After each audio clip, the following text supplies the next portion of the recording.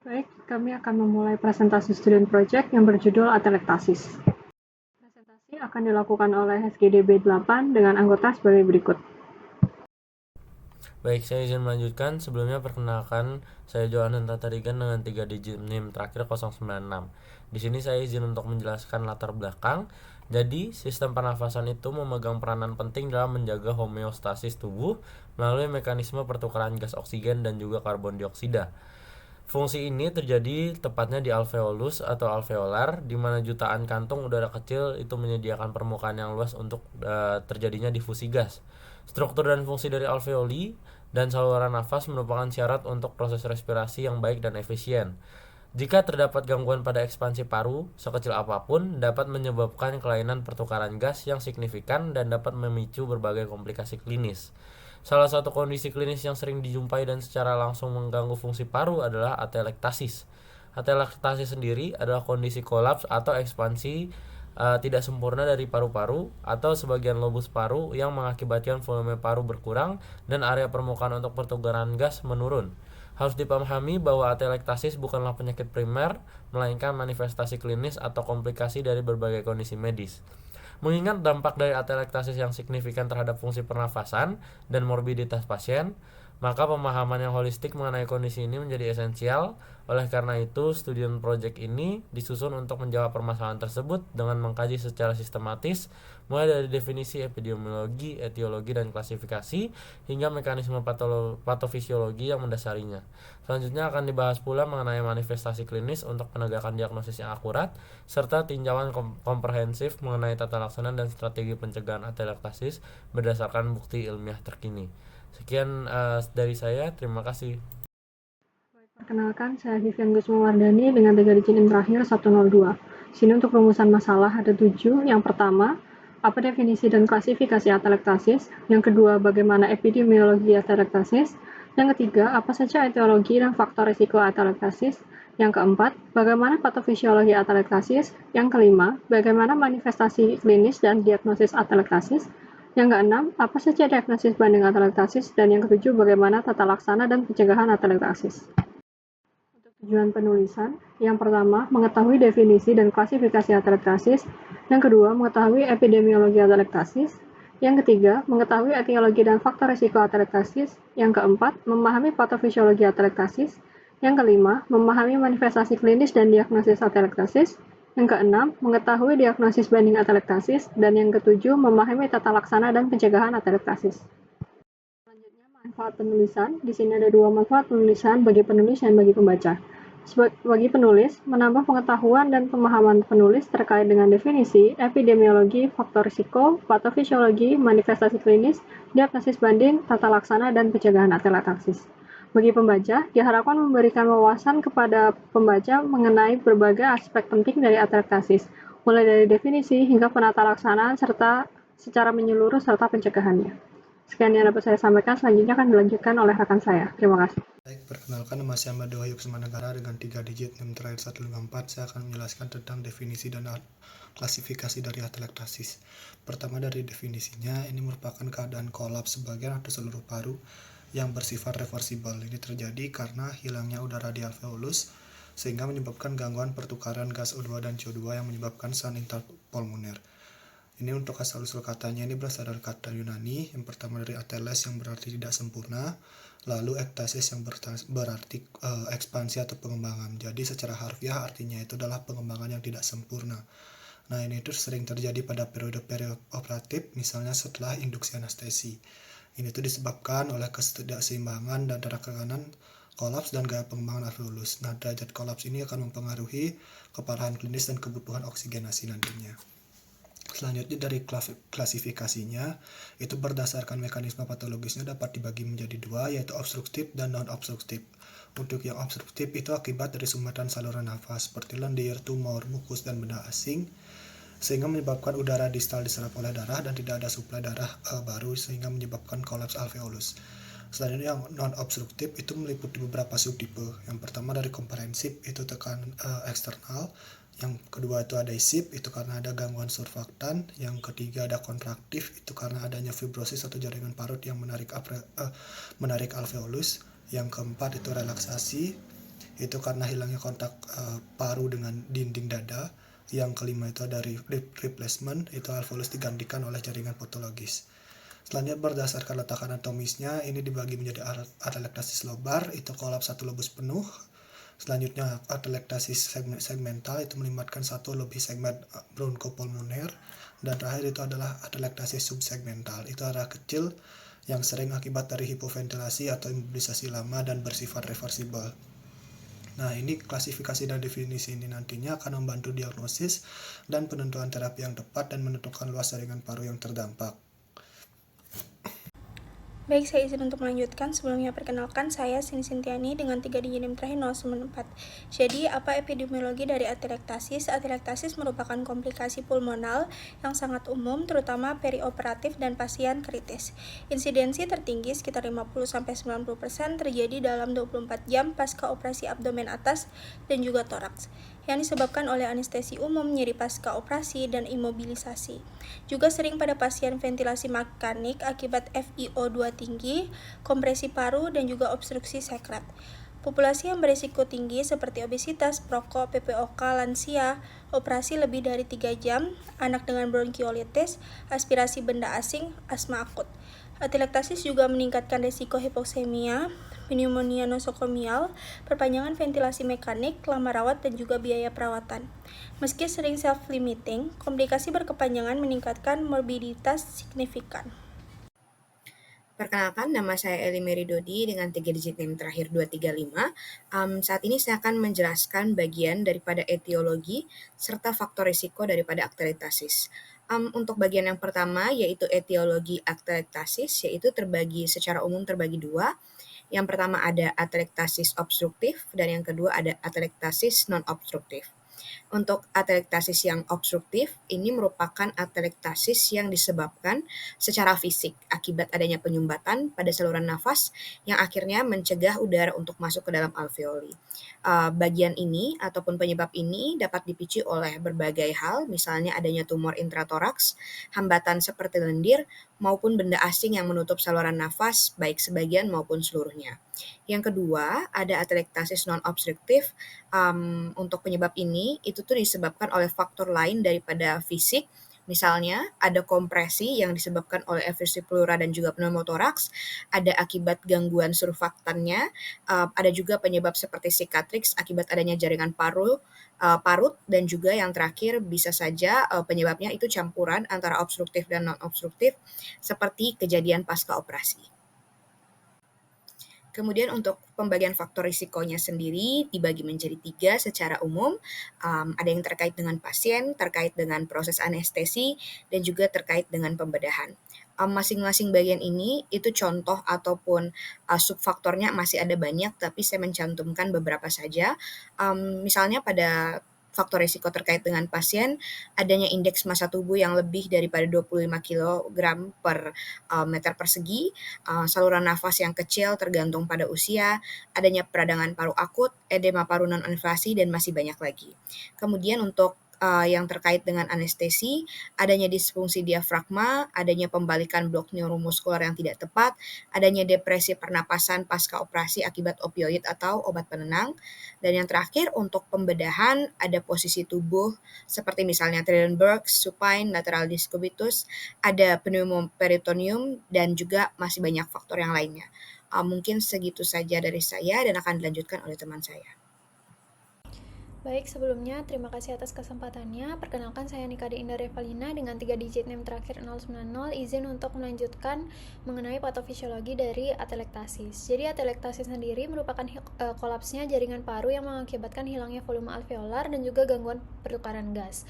Dan secara patofisiologis, kondisi ini dapat terjadi melalui 4 mekanisme utama, di mana yang pertama yaitu atelektasis resorptif yang disebabkan oleh penyerapan gas alveolar tanpa ventilasi yang memadai. Jadi selama anestesi umum, penurunan FRC akibat hilangnya tonus otot dan juga efek anestetik menyebabkan sebagian alveoli kolaps, terutama ketika menggunakan oksigen konsentrasi tinggi. Lalu yang kedua yaitu atelektasis kompresif yang terjadi akibat tekanan eksternal seperti effusi pleura, pneumotoraks atau peningkatan tekanan intraabdominal yang menghambat pengembangan paru. Lalu yang ketiga yaitu atelektasis pasca operasi yang dipicu oleh penurunan aktivitas surfaktan, retensi sekret, serta hipoventilasi akibat nyeri ataupun efek dari anestesi, yang juga meningkatkan risiko pneumonia. Dan yang terakhir yaitu atelektasis adhesif yang disebabkan oleh gangguan fungsi surfaktan yang menurunkan stabilitas alveolar dan sering dijumpai pada ventilasi jangka panjang atau hipoksia intraoperatif. Mungkin sekian dari saya dan akan dilanjutkan oleh teman saya. Terima kasih. Baik, izin melanjutkan. Sebelumnya perkenalkan, nama saya Made Ayu Krisna Murti dengan 3 digit NIM terakhir 068. Di sini saya akan menjelaskan mengenai manifestasi klinis atelektasis. Atelektasis sendiri merupakan kondisi saat alveoli tidak dapat mengembang sempurna atau kolaps. Penyebabnya antara lain kurangnya surfaktan, sumbatan bronkus, tekanan luar pada paru, fibrosis, dan juga edema paru. Kondisi ini sering terjadi pada pasien pasca operasi toraks atau abdomen atas, sehingga menyebabkan ketidakseimbangan ventilasi perfusi dan penurunan saturasi oksigen. Jika hanya area kecil yang kolaps, maka gejalanya biasanya ringan. Namun, bila luas dapat menyebabkan hipoksemia berat. Tubuh akan merespon dengan meningkatkan frekuensi napas untuk membuang karbon dioksida. Jika tidak segera ditangani, dapat timbul nekrosis, infeksi, bahkan kerusakan paru permanen. Untuk manifestasi klinis meliputi sesak napas, takipnu, gerakan paru asimetri, cemas, gelisah, deviasi trakea, takikardi, demam, batuk, bronki atau wheezing, dan juga nyeri dada. Halo, perkenalkan nama saya Nathan Ivananda Herianing dengan nomor NIM 3 digit terakhir 207. Pada kali ini saya akan menjelaskan untuk diagnosa. Untuk diagnosanya itu sendiri itu ada anamnesis, pemeriksaan fisik, chest x-ray, CT scan, bronkoskopi, ultrasonografi, arterial blood gas, dan darah lengkap. Dan pada penyakit atelektasis ringan, itu tanda fisik itu seringkali minimal, terdengar suara krepitasi halus saat auskultasi area paru yang terdampak, karena saluran nafas terbuka secara distal tiba-tiba saat inspirasi dalam, dan semakin meluas pernapasan semakin cepat akibat upaya kompensasi terhadap penurunan ventilasi. Terus pada saat penyakit itu sudah sedang, itu biasanya pasiennya takipnea dan penurunan saturasi oksigen, krepitasi halusnya mulai terdengar lebih jelas, dan ada suara bronkial tidak teratur. Dan pada saat penyakit itu sudah berat, pasien itu tampak dyspnea, terus memerlukan peningkatan suplai oksigen, menunjukkan penurunan atau hilangnya suara nafas pada area paru yang kolaps, dan suara bronkial itu terdengar dengan sangat jelas. Dan pada beberapa kasus itu ditemukan egofoni. Dan imaging itu pada atelektasis itu merupakan pemeriksaan penunjang dalam menegakkan diagnosis. Nah, itu metode lainnya bisa berupa chest x-ray, ultrasonografi, CT scan, ronsen dada. Nah, chest x-ray ini digunakan untuk menunjukkan diagnosis dari atelektasis. Ultrasonografi itu bisa untuk membantu membedakan atelektasis dari efusi atau konsolidasi paru. Sedangkan kalau CT scan itu digunakan pada pasien dengan dugaan endobronchial neoplasm atau extrinsic bronchial compression. Bronkoskopi itu bisa dipakai untuk mengetahui keparahan penyakit, penyebab dari penyakit, dan bisa sekaligus untuk mengambil biopsi. Kalau ABG atau arterial blood gas itu untuk mengetahui derajat keparahan dari penyakitnya. Complete blood count atau pemeriksaan darah lengkap itu bukan tes primer, tapi bisa untuk memonitor sel darah putih akibat infeksi. Berikut adalah gambar dari X-ray atelektasis. Berikut adalah bunyi krepitasi halus. Berikut adalah bunyi bronkial. Dan berikut adalah bunyi dari egofoni. Baik, izin melanjutkan. Sebelum perkenalkan, nama saya Sermauli dengan NIM 209. Jadi untuk diagnosis banding atelektasis, di mana atelektasis adalah kolaps jaringan paru yang meningkatkan densitas dan juga menurunkan volume paru. Nah, untuk membedakannya ada beberapa diagnosis banding. Yang pertama adalah neoplasma. Neoplasma ini adalah massa endobronkial yang bisa menyebabkan obstruksi bronkus dan kolaps distal mirip atelektasis. Namun pada CT ataupun PET-CT, dia terlihat massa padat dengan tepi tidak teratur dan aktivitas metabolik yang tinggi, serta tidak membaik dengan terapi konservatif. Kemudian yang kedua itu ada pneumonia, di mana ini adalah konsolidasi alveolar yang meningkatkan densitas paru, tapi tanpa penurunan volume. Biasanya disertai dengan demam, leukositosis, dan juga respon terhadap antibiotik. Kemudian yang ketiga adalah efusi pleura, itu penumpukan cairan di rongga pleura yang menekan paru. Pada foto toraks ini tampak meniscus sign dan deviasi mediastinum, sementara pada DSG dia memastikan adanya cairan. Kemudian yang keempat adalah emboli paru yang menimbulkan infrak paru berbentuk baja ataupun Hebston-Ham. Untuk diagnosisnya ditegakkan dengan CT pulmonary angiografi dan gejalanya muncul meledak berupa sesak nafas dan juga nyeri nada pleuritik.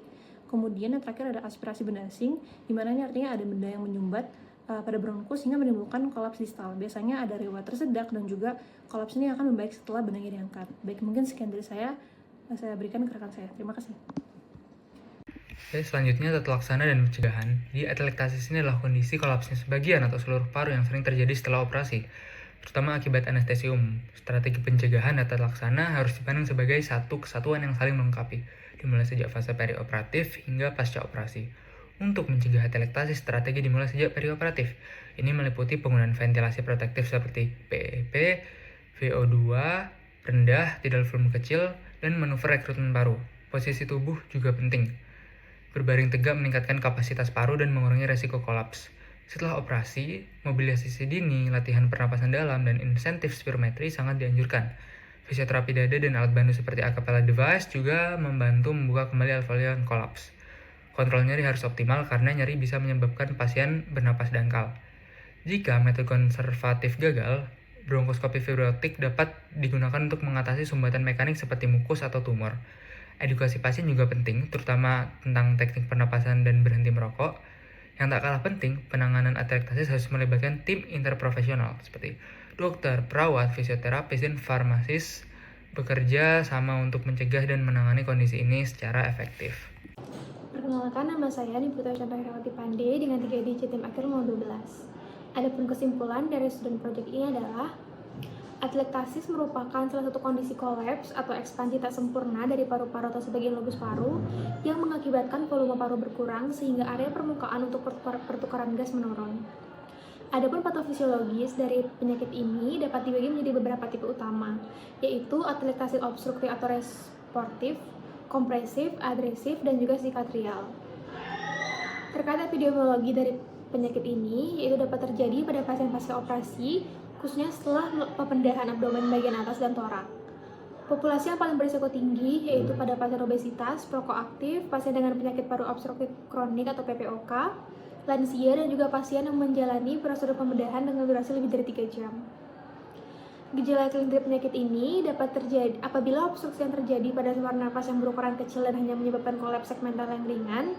Gejala klinisnya juga cenderung minimal dan temuan radiologi tampak tidak mencolok. Adapun gejala klinis yang timbul akibat ketidakseimbangan ventilasi dan juga perfusi yaitu dispenia, takipnea, gerakan paru yang asimetris, cemas, gelisah, dehidrasi trakea, takikardi, demam, batuk, wheezing, dan juga nyeri dada.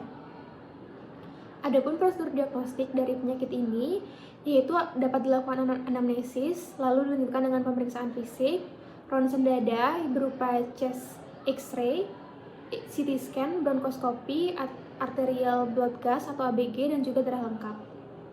Yang terakhir adalah diagnosis banding dari penyakit ini, yaitu dapat terjadi neoplasma, pneumonia, efusi pleura, emboli paru, dan aspirasi corpus alienum. Pencegahan dan tata laksana harus dilakukan secara berkesinambungan sejak fase perioperatif dengan strategi ventilasi protektif, mobilisasi dini, latihan pernapasan, kontrol nyeri yang baik, dan juga terakhir dapat dilakukan edukasi pasien. Sekian presentasi dari saya, dapat dilanjutkan oleh rekan saya. Terima kasih. Terima kasih untuk kesempatannya. Saya Indra Silestari dengan 3 digit NIM 040. Saya izin menjelaskan mengenai bab 3, yaitu pada bagian saran. Diperlukan penelitian lebih lanjut mengenai efektivitas berbagai modalitas pencegahan atelektasis di Indonesia, mengingat karakteristik populasi dan juga ketersediaan sumber daya yang berbeda.